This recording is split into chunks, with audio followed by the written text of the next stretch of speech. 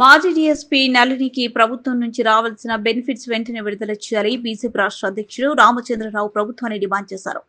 ముఖ్యమంత్రి రేవంత్ రెడ్డి నళిని కలిసినప్పుడు ఆమెకు రావాల్సిన బెనిఫిట్స్ 2 నుంచి 3 కోట్లు అవి రిలీజ్ చేస్తానని మాట ప్రకారం రిలీజ్ చేయాలి అన్నారు. రామచంద్రరావు ప్రభుత్వం నుంచి రావాల్సిన బెనిఫిట్స్ రాకపోవడంతో నళిని మానసికంగా కృంగిపోయి ఆమె ఆరోగ్యం క్షీణించిందని తెలిపారు. రామచంద్రరావు రిసైన్ పోలీసు అధికారి నళినికి నైతిక సపోర్ట్ ఇస్తామని ఆయన అన్నారు. ఆమె ప్రధానమంత్రిని కలుస్తా అంటే పార్టీ నుంచి అపాయింట్మెంట్ కోరుతామన్నారు. అంతకు ముందు నళిని ఆరోగ్య పరిస్థితి అడిగి తెలుసుకున్నారు. ఈ సందర్భంగా నళిని మాట్లాడుతూ, నేను జై తెలంగాణ అనడమే తప్ప ఆనాటి కాంగ్రెస్ ప్రభుత్వం ఈనాటి కాంగ్రెస్ ప్రభుత్వం ఒకే రకమైన విధానం అవలంబిస్తున్నాయి. ఆమె రామచంద్రరావు ముందు ఆవేదన వ్యక్తం చేసింది. నాకు రావాల్సిన బెనిఫిట్స్ ఇవ్వడానికి ఇన్ని సంవత్సరాలు అని ప్రశ్నించారు.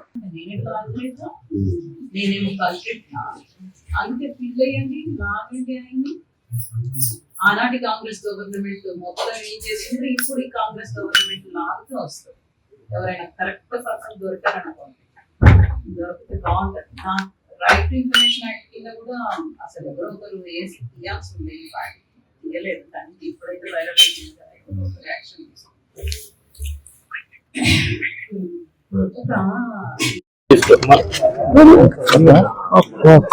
భువనగిరిలో నల్లి గారు ఇంతకుముందు డిఎస్పీగా పనిచేసి 2009 ఆ ప్రాంతంలో తెలంగాణ ఉద్యమం జరుగుతున్న సమయంలో జై తెలంగాణ నినాదంతో వారు పోలీసు ఫోర్స్ లో ఉన్నప్పుడు కూడా తెలంగాణ ఉద్యమానికి సపోర్ట్ చేసినందుకు అప్పుడు ఉన్నటువంటి పరిస్థితిలో రాజీనామా చేసి, ఆ రాజీనామా తర్వాత డిపార్ట్మెంట్ సస్పెండ్ చేసి, మరి ఇంతవరకు ఆ సస్పెండ్ అయిన తర్వాత కూడా వారికి రావాల్సినటువంటి బెనిఫిట్స్ ఏదైతే ఉంటాయో అవన్నీ కూడా ఇంతవరకు ప్రభుత్వం రిలీజ్ చేయకుండా, గత ప్రభుత్వం కానీ ఈ ప్రభుత్వం కానీ, మొన్న కాంగ్రెస్ ప్రభుత్వం వచ్చిన తర్వాత ముఖ్యమంత్రి గారు స్వయాన వారు చెప్పిన విషయం ఏంటంటే, వారికి రావాల్సినటువంటి ఎంటైర్ బెనిఫిట్స్ అది దాదాపు 2-3 కోట్ల పైన ఉంటాయి, అది నేను రిలీజ్ చేస్తానని చెప్పి కూడా చెప్పడం జరిగింది. మరి వారు ఆ రోజు 16 పేజీల రిపోర్ట్ ఇచ్చి వారు చెప్పినటువంటి సంజాయిషిగానే అప్పుడున్న పరిస్థితులు కానీ ఎక్స్ప్లెయిన్ చేసిన తర్వాత ఆ రిపోర్ట్ కనబడలేదనో, లేకుంటే ఆ ఒక బెనిఫిట్స్ ఇవ్వాలనేటటువంటిగా ఆలోచన ప్రభుత్వానికి లేదు అనేటటువంటిగా ఆలోచనతో నల్లి గారు ఈరోజు మానసిక శాపానికి వారు గురయ్యారు.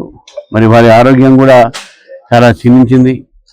అనేక రకాలైనటువంటి వారి సంబంధించినటువంటి ఏవైతే బాడీలో ఉన్నటువంటి ఆర్గాన్స్ కూడా, వివిధ ఆర్గాన్స్ కూడా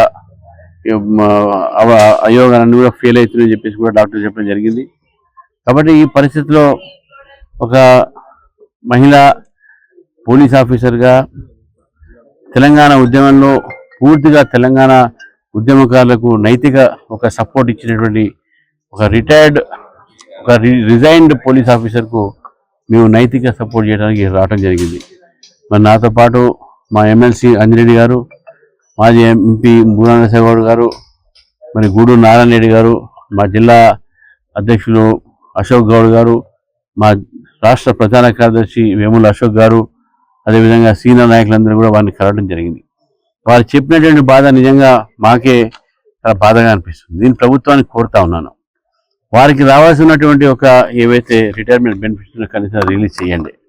ముఖ్యమంత్రి గారు స్వయాన ఆ మాట చెప్పారు కాబట్టి ఆమెకు అది ఆశ కలిగింది. నా రిటైర్మెంట్ బెనిఫిట్ వస్తే ఆ బెనిఫిట్ నేను సమాజం కోసం వాడతాను, అది ఆమె కోసం అడగట్లేదు బెనిఫిట్.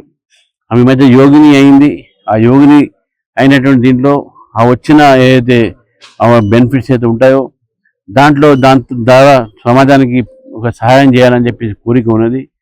కాబట్టి ఆమె ఈరోజు అడిగినటువంటి డిమాండ్ ఏదైతుందో అది చాలా వ్యాలిడ్ డిమాండ్, సమంజసమైనటువంటి డిమాండ్. కాబట్టి నేను ప్రభుత్వాన్ని మరొకసారి డిమాండ్ చేస్తా ఉన్నాను, నల్లి గారిని మానసిక స్థాపన నుంచి బయటికి తీసుకొచ్చి ప్రభుత్వమే ఆమెను ఆదుకోవాలని చెప్పేసి కూడా ఈరోజు మీ ద్వారా కోరుతా ఉన్నాను. ప్రధానమంత్రి కానీ ఇప్పుడు కూడా చెప్పింది నాకు, ప్రధానమంత్రి గారు ప్రోటోకాల్స్ ఉంటాయి, తప్పకుండా చెప్పాము.